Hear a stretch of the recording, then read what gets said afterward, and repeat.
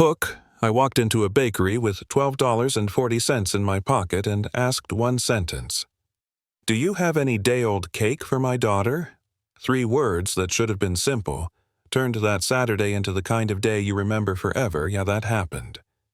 In the first 3 breaths of that story, you can feel how small a person can be made to feel and how a single look can tilt an entire town.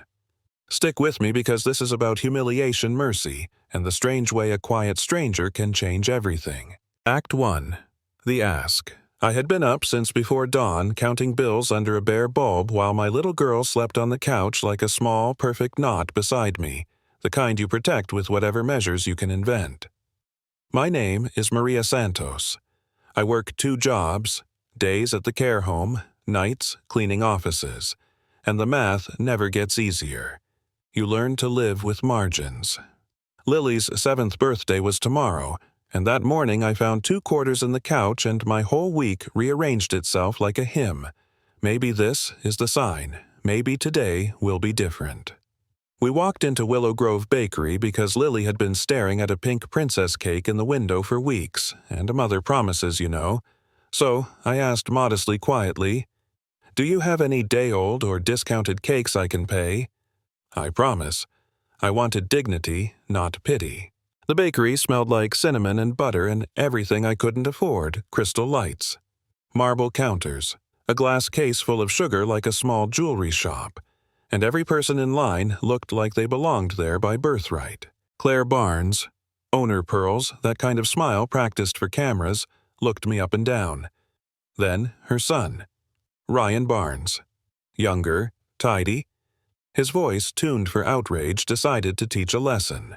"We don't sell garbage to garbage," he said, and everyone leaned in because cruelty performs better with an audience.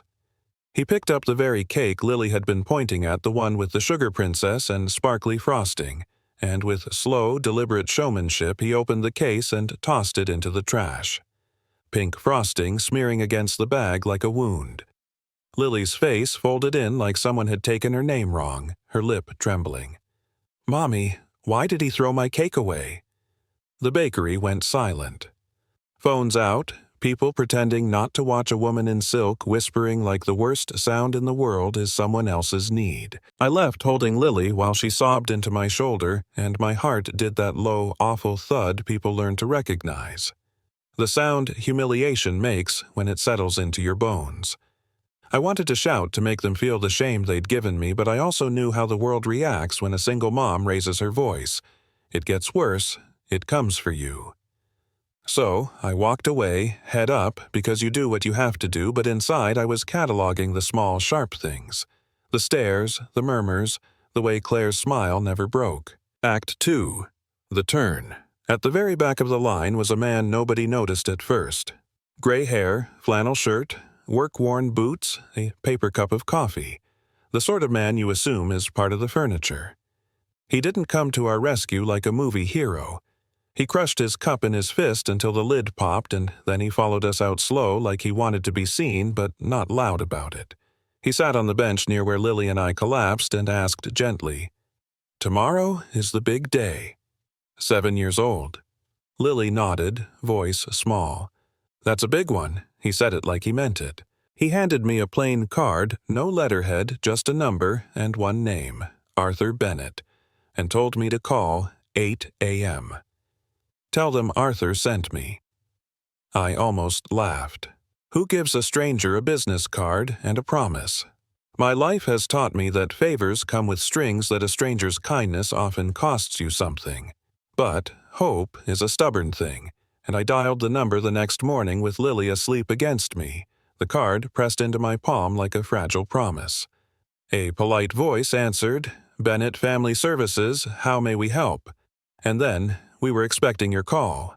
That's when the story stops being just awful and starts being complicated. Arthur Bennett owned half the row of buildings on Willow Street, the type of old money name you see on plaques at the library, the kind of man who keeps his life orderly in ways most of us don't even notice.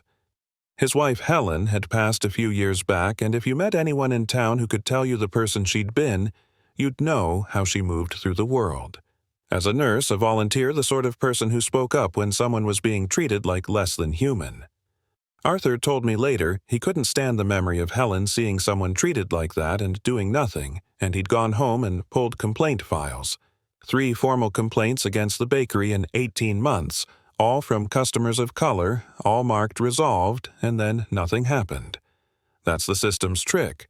The paperwork says care while the people get dismissed. Arthur called the bakery and scheduled a meeting they thought would be routine. Lease renewal talk, the usual small business dance. But he brought with him the thing people often forget: consequences that are public, visible, inconvenient. He placed a photograph of Helen on the table and read me the names of people who had been shoved aside like they were nothing. He called Claire and Ryan Barnes into an office that wasn't the one they expected, and he told them he would not renew the lease unless 3 things happened right there, right then. Apologize to me, to the woman you humiliated in person with her child present, because accountability that's private is just a way to sweep things under. Second, start a program called Helen's Birthday Project.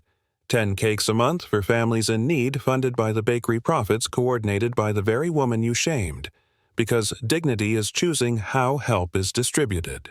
Third, Ryan Barnes, 100 hours of real service at the community food bank. No phony press release, real hands-on work. The room shifted. Claire tried to cry. Ryan's mouth opened and closed like he swallowed something bitter, and Arthur sat calm, his voice steady because sometimes firmness beats fury for getting people to listen. If you do the work, he said, we might renew your lease at a reduced rate. If you don't, you lose your home. It's not perfect punishment. Sure, but it's the kind of pressure that forces people to meet the faces of those they've hurt. Act 3. Repair and the hard work of forgiveness. They came to my apartment the next week. Claire in her sensible dress hands trembling. Ryan looking like he'd swallowed shame. And for the first time I watched the faces that had judged me up close. He knelt down before Lily. Quiet and awkward. I threw your cake in the trash. He said every word slow and real.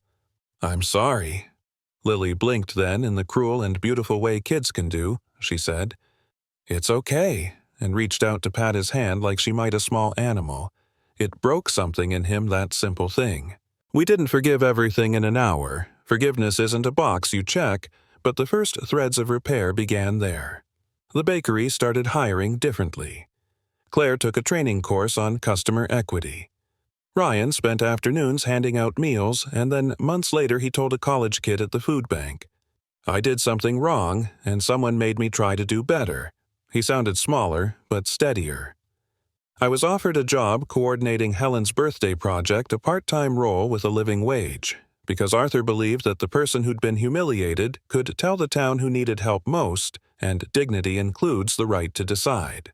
A year later, we had the first anniversary of Helen's Birthday Project posters hand-painted by volunteers' kids with frosting on their faces.